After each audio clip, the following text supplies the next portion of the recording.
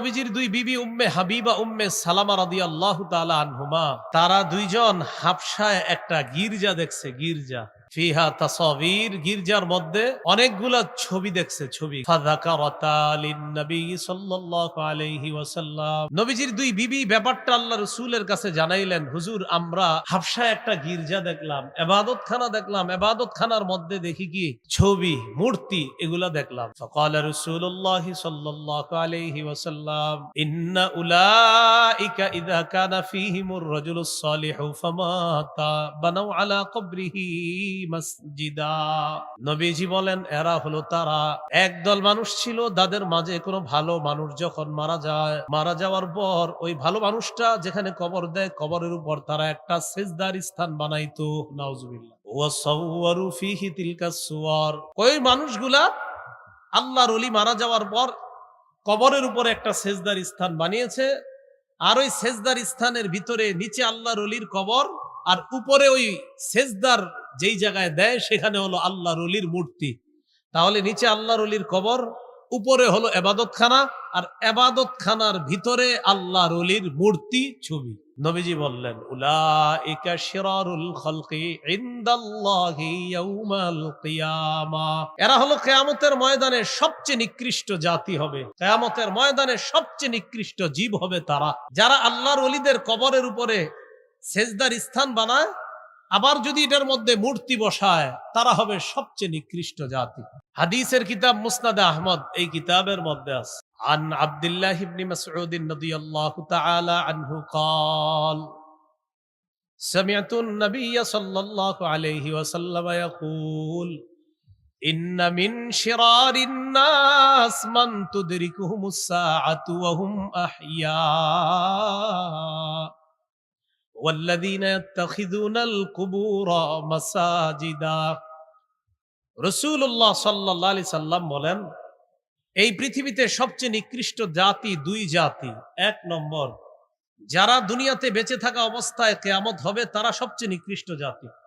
যারা দুনিয়াতে থাকবে আর কিয়ামতটা তাদের উপরে ঘটবে, এরা সবচেয়ে নিকৃষ্ট জাতি।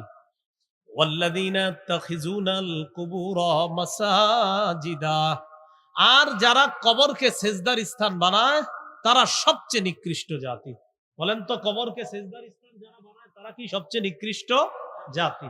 আল্লাহ আমাদেরকে আল্লাহর ওলিদের কবরের মর্যাদা যেন আমরা রক্ষা করতে পারি, আল্লাহ তৌফিক দান করেন।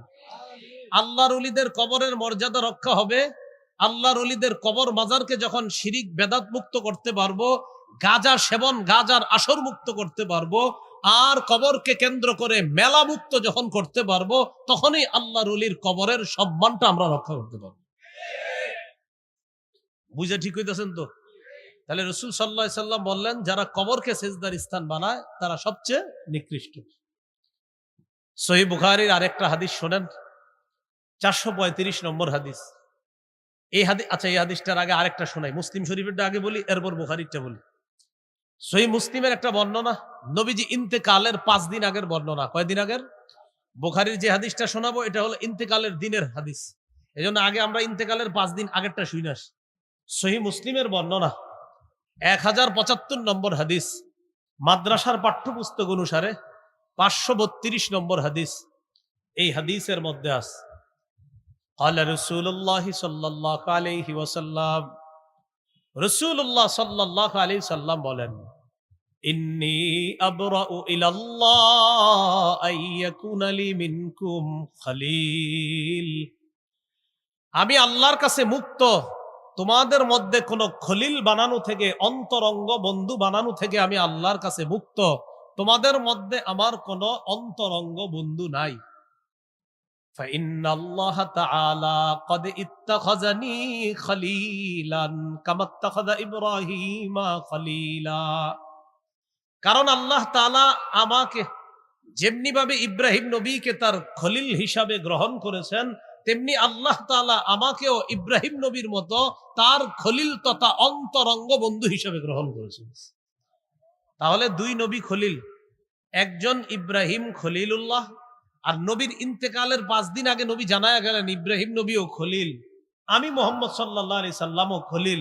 তাহলে আমাদের নবী খলিলুল্লাহ, হাবিবুল্লাহ, রাসূলুল্লাহ। সুবহানাল্লাহ। ইব্রাহিম নবী খলিলুল্লাহ, আর আমাদের নবী মুহাম্মদ সাল্লাল্লাহু আলাইহি সাল্লাম হাবিবুল্লাহ, রাসূলুল্লাহ, খলিলুল্লাহ। এই কথা বলার পর নবীজি বলেন, আলা ওয়া ইন্না মান কানা ক্বাবলাকুম ইত্তাখাযু কুবুর আমবিয়াইহিম ওয়া সালিহিহিম মাসাজিদা। শোনো তোমরা, তোমাদের পূর্ববর্তী জাতি তারা তাদের নবী আর ওলীদের কবরকে সিজদার স্থান বানিয়েছে। আলা ফালা তাত্তাখিজুল কুবুর মাসাজিদা। আমার উম্মত তোমরা কিন্তু কবরকে সিজদার স্থান বানাবা না। আনহাকুম আন যালিকা, আমি নবী তোমাদেরকে এই ব্যাপারে নিষেধ করে যাচ্ছি। তাহলে ইন্তেকালের 5 দিন আগে কবরকে সেজদার স্থান বানাইতে নবীজি সাল্লাল্লাহু আলাইহি সাল্লাম নিষেধ করে গিয়েছেন। এখন আমি আপনাদের কাছে জানতে চাই, আমাদের বাংলাদেশে কবর কেন্দ্রিক সেজদা না হইলেও পৃথিবীতে হয়নি? বাংলাদেশে না হইলেও পৃথিবীতে হয়তো, বাংলাদেশেও হয়। তাহলে এই যে এই জিনিসটা বলে, বাংলাদেশে কি কবর কেন্দ্রিক সেজদা হয়? আমরা কি কবরের বিরুদ্ধে না কবরের সেজদার বিরুদ্ধে? এই বিষয়টা আমরা মানুষের বুঝাইতে পারতেছি না। এই বয়ান করলে আমাদেরকে বলে আমরা অলিদের দুশ্মন। এটা কথাটা দেখেন কত ভয়ঙ্কর কথা। আমরা তো আল্লাহর অলিদের দুশ্মন না। আল্লাহর অলির কবরে যদি কেউ সেজদা দেয়, ওই শিরিকের দুশ্মন আমরা। এবার বুখারীর বর্ণনা শোনেন, 435 নম্বর হাদিস। মুসলিমের হাদিসটা হলো নবী ইন্তেকালের 5 দিন আগে, আর বুখারীর হাদিসটা হলো রাসূল ইন্তেকালের দিনের হাদিস। লাম্মা নুজিলা বিরাসূলিল্লাহি সাল্লাল্লাহু আলাইহি ওয়াসাল্লাম, যখন রাসূল সাল্লাল্লাহু আলাইহি সাল্লামের মুমূর্ষ অবস্থা হলো, নবীজি কি করলেন? মুমূর্ষ অবস্থায় তফিকা ইয়াতরাহু খামিসাতান আলা ওয়াজহিহি, রাসূলুল্লাহ সাল্লাল্লাহু আলাইহি সাল্লাম একটা কাপড় দিয়ে নিজের চেহারা মোবারক ঢাকলেন। নবী ইন্তেকাল করবেন, ওই মুহূর্তে একটা কাপড় দিয়ে নিজের চেহারা মোবারক ঢাকলেন। ফাইদা তাম্মা, নবীজির যখন প্রাণটা বের হবে অবস্থা, ওই মুহূর্তে কাশাফাহা আন ওয়াজহিহি, ওই মুহূর্তে রাসূলুল্লাহ সাল্লাল্লাহু আলাইহি ওয়াসাল্লাম চেহারা মুবারকের উপর থেকে কাপড়টা সরিয়ে নিলেন। নবীজির যখন মুমূর্ষ অবস্থা তখন চেহারায় কাপড় রাখলেন, আর যখন প্রাণটা বের হবে তখন কাপড়টা সরাইলেন, সরায়া বললেন, লানাতুল্লাহি আলাল ইয়াহুদি ওয়ান নাসারা, ইহুদিদের উপর আল্লাহর অভিশাপ, খ্রিস্টানদের উপর আল্লাহর অভিশাপ। ইত্তাখাযু কুবুর আমবিয়াইহিম মাসাজিদা, তারা তাদের নবীদের কবরকে সেজদার স্থান হিসাবে গ্রহণ করেছে, সেজদার স্থান বানিয়েছে। ইউহাযযিরু মা সানাউ, নবী নিষেধ করে যাচ্ছে, সতর্ক করে যাচ্ছে, উম্মত আমার ইন্তেকালের পরে কিন্তু আমার কবরকে আবার তোমরা সেজদার স্থান বানাবা না। অতীতের জাতি তাদের নবীর কবরকে সেজদার স্থান বানিয়েছে, এই জাতীয় কাজকর্ম কিন্তু তোমরা করবা না। আল্লাহ আমাদের সকলকে কবর কেন্দ্রিক সেজদা, শিরিক, বেদাত থেকে বাঁচার তৌফিক দান করেন। এবার গুরুত্বপূর্ণ একটা কথা বলেন, কবর কেন্দ্রিক, সবাই বলেন কবর কেন্দ্রিক মেলা বসানো যাবে না। কবর কেন্দ্রিক কি বসানো যাবে না? এখন কথা হলো, যারা অতীতে বসানোর পক্ষে ছিলেন বা বসাইতো, রবিউল আউয়াল মাস আসলে বসাইতো, আমি দলিল দেই, দলিল দেওয়ার পরে তো আপনি বসানোর কথা না। দলিল রে পারলে চ্যালেঞ্জ করেন। কবর কেন্দ্রিক মেলা যে নিষেধ, এটা যদি দলিল থাকে তা কেন বসাবে মেলা? এটা যদি নিষেধ। আবু দাউদ 2042 নম্বর হাদিস, কোন কিতাব? কত নম্বর হাদিস? 42 নম্বর হাদিস, 2042। ক্বালা রাসূলুল্লাহ সাল্লাল্লাহু আলাইহি ওয়াসাল্লাম, লা তাজআলু বুয়ুতাকুম কুবুরা। রাসূলুল্লাহ সাল্লাল্লাহু আলাইহি সাল্লাম বলেন, তোমরা তোমাদের ঘরগুলাকে কবর বানায়ও না। যেই ঘরের মধ্যে নফল নামাজ না হয়, যেই ঘরের মধ্যে জিকির না হবে, আল্লাহর কোরআনের তেলাওয়াত না হবে, ওই ঘর কবরের মতো হয়ে যায়। এরপরে নবী বলেন, ওয়ালা তাজআলু কবরি ঈদা, তোমরা আমার কবরকে কেন্দ্র করে মেলা বসাবা না, আমার কবরকে উৎসবের স্থানে পরিণত করবা না। আমার কবরকে কেন্দ্র করে মেলা বসাবা না, উৎসবের স্থানে পরিণত করবা না। আমাদের নবীজির চেয়ে বড় পীর দুনিয়াতে কেউ আসে নাই, আসবেও না। আমাদের নবীজির চেয়ে বড় শাইখুল হাদিস, আল্লামা, মুফতি, মুহাদ্দিস, মুফাসসির, পৃথিবীতে একজন মানুষের যত ভালো উপাধি লাগতে পারে সব আমার নবীর জন্য। আমার নবীর চেয়ে শ্রেষ্ঠ উপাধিধারী পৃথিবীতে আসে নাই, আসবে না, আসা সম্ভব না। তার কবরকে কেন্দ্র করে যখন মেলা বসানো জায়েজ নাই, হারাম, অতএব অন্য কোন আল্লাহর ওলির কবরকে কেন্দ্র করেও মেলা বসানো হারাম, জায়েজ নাই। ওই মেলা বসানোর বিপক্ষে আমরা, আল্লাহর ওলির কবরের বিপক্ষে না আমরা। এখন এই দেখেন যে আমি বয়ানটা করলাম না, অনেকে দেখবেন এরকম বলতে পারে, এটা নবীদের অলিদের দুশ্মন বলতে পারে। আপনি বলেন, আমি কি অলির কবরের দুশ্মন? নবীদের অলিদের কবরের দুশ্মন?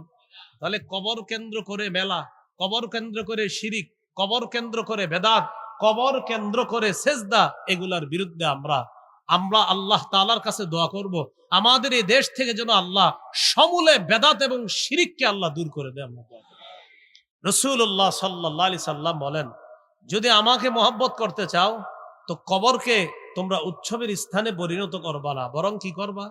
ওয়াসাল্লু আলাইয়া, আমার উপর বেশি বেশি দুরূদ পড়বা। ফাইন্না সালাতাকুম তাবলুগুনি হাইসু কুনতুম, তোমরা যেখানেই থাকো, যেখান থেকে দুরূদ পড়ো, তোমাদের দুরূদ ওই মুহূর্তে আমার কাছে পৌঁছে যায়। তাহলে আমরা বেশি বেশি দুরূদ পড়বো, আল্লাহ তৌফিক দান করেন। এবার আমার সাথে বলেন, কবর সামনে রেখে নামাজ পড়া যাবে না। অনেক মসজিদের মাঝখানে কবর, মসজিদের মাঝখানে কেন করছেন? আবেগে করে লিস। মসজিদের মাঝখানে কবরটা আবেগে করে ফেলছে। তো কেন আবেগে করলেন? আলেমদেরকে জিজ্ঞাসা করতে পারলেন না? তো আপনি কবর করছে, এটা মাঝখানে পড়ে গেছে। যদিও মুসলমানরা কবরকে সেজদা করে না, যারা মসজিদে নামাজ পড়ে, ওদের মনে কখনো কবরে সেজদা করার উদ্দেশ্য না, কিন্তু আপনি এই কামটা কেন করলেন? আবু দাউদের বর্ণনা 3229 নম্বর হাদিস, রাসূলুল্লাহ সাল্লাল্লাহু আলাইহি সাল্লাম বলেন, লা তাজলিসু আলাল কুবুর, তোমরা কবরের উপর বসবা না, কবরের উপর বসবা না। ওয়ালা তুসাল্লু ইলাইহা, কবর সামনে রেখে নামাজ পড়বা না। তোমরা কবরের উপর বসবা না, কবর সামনে রেখে তোমরা নামাজ পড়বা না। অনেক মসজিদে ওই অনেক আগে থেকে কবর, অর্থাৎ আপনার 30-40 বছর ধরে কবর। এখন এই মসজিদকে সম্প্রসারণ করবে এলাকাবাসী, তো কি করে? মহব্বতে হজরতের কবরটা মাঝখানে রেখে দেয়। তো এই কাজগুলা না করা, এই জন্য মসজিদের মাঝখানে কবর না হওয়া, এটা পাশে হতে পারে, মাঝখানে না হওয়া। যদিও মুসলমান ওই মসজিদে গিয়ে কবরকে সেজদা দেয় না, কিন্তু এরপরে নবী নিষেধ করছে কবর সামনে রেখা তোমরা নামাজ পড়বা না। আল্লাহ আমাদের সকলকে কবর কেন্দ্রিক বাড়াবাড়ি, শিরিক, বেদাত, মেলা ইত্যাদি থেকে হেফাজত করেন। সহিহ বুখারীর 2697 নম্বর হাদিসে নবী বলেন, মান আহদাসা ফি আমরিনা হাদা মা লাইসা ফিহি ফাহুয়া রাদ্দুন, আমাদের এই পূর্ণাঙ্গ শরীয়তের মধ্যে ইবাদতের নামে সওয়াবের আশায় কেউ যদি নতুন কিছু আবিষ্কার করে, এটা বেদাত, এটা প্রত্যাখ্যান করা হবে। কেউ যদি বলে লাইট, ফ্যান, এইগুলা তো নতুন আবিষ্কার, এগুলাও তো বেদাত, এটার জবাবে আমি আপনাদেরকে বলবো, প্রিয় ভাইয়ারা, আপনারা এখানে যারা আছেন, আগামী 100 বছর 50 বছর যদি বাঁচেন, লাইট ফ্যান যদি আগামী 50 বছর নাও থাকে, আপনারা কি নামাজ ছেড়ে দিবেন? তাহলে লাইট ফ্যান থাকা না থাকার সাথে আমাদের শরীয়ত পালনের কোনো সম্পর্ক না। ফ্যান লাইট না থাকলেও আমরা ইবাদত করেছি আগে, লাইট ফ্যান থাকলেও এখনো আমরা ইবাদত করতেছি। বোঝা গেল এই নতুন আবিষ্কারগুলা থাকলেও না থাকলেও আমরা ইবাদত করব, এটার সাথে শরীয়তের কোনো সম্পর্ক নাই। এই জন্য এটা দিয়ে সেটার দলিল দেওয়া যাবে না। এটা আমার সাথে একটু যুব সমাজ সহ সবাই বলেন, বেদাতের পরিবর্তে আমরা ব্যাপকভাবে সুন্নাহের প্রচার করব। এত বেশি সুন্নাহের প্রচার করব, আমাদের সুন্নাহার প্রচারের ফলে বেদাতের যেন কবর হয়ে যায়। তাহলে বেদাতের বিপরীতে আমরা কি প্রচার করতে হবে? এই মাহফিলটা হচ্ছে যুব সমাজের উদ্যোগে শোলাকিয়ার। এই যে শোলাকিয়া মাঠে অনেকগুলা গাছ, এই গাছের মধ্যে সুবহানাল্লাহ লেখা থাকতে হবে, আলহামদুলিল্লাহ লেখা থাকতে হবে, আল্লাহু আকবার রাস্তার পয়েন্টে পয়েন্টে থাকতে হবে। ডান পাশে হাঁটা সুন্নত, রাস্তার পয়েন্টে লিখে দিবেন যে সুবহানাল্লাহ বলা, আলহামদুলিল্লাহ বলা। এটা বলার উপকারিতা কি? যেমন ওনার সাথে আমার দেখা, আমারে বলতে পারে, আচ্ছা হুজুর সুবহানাল্লাহটা কে লিখলো, কি বলছে আমারে? উনি কিন্তু সুবহানাল্লাহ বলে ফেলছে, জান্নাতে কিন্তু গাছ একটা হয়ে গেছে। আবার জিজ্ঞাসা করে, আচ্ছা আলহামদুলিল্লাহটা কে লিখলো? আলহামদুলিল্লাহ বলে ফেলছে। আবার বলতেছে আল্লাহু আকবার, এটা কে লিখলো? আমাদের উজানি মাদ্রাসা যাইতে দেখবেন প্রায় গাছের মধ্যে সুবহানাল্লাহ, আলহামদুলিল্লাহ, লা ইলাহা ইল্লাল্লাহ, আল্লাহু আকবার, এইভাবে প্রচার করা। মসজিদের ওযুখানার মধ্যে লেখা থাকতে হবে মেসওয়াক করা সুন্নত। এগুলা লেখার কারণ কি? এই আপনার লেখা দেখা যদি 10 জন মেসওয়াক কিনে, তাহলে আপনি প্রচার করার কারণে রাসূল সাল্লাল্লাহু আলাইহি সাল্লাম তিরমিজির বর্ণনায় বলেছেন 2677 নম্বর হাদিস, একটা সুন্নত প্রচারের ফলে যদি অন্য কতজন আমল করে, আপনি একজন প্রচার করলেন আর 100 জন আমল করে, 100 জনের সওয়াব আপনার আমলনামায় আল্লাহ দিবেন।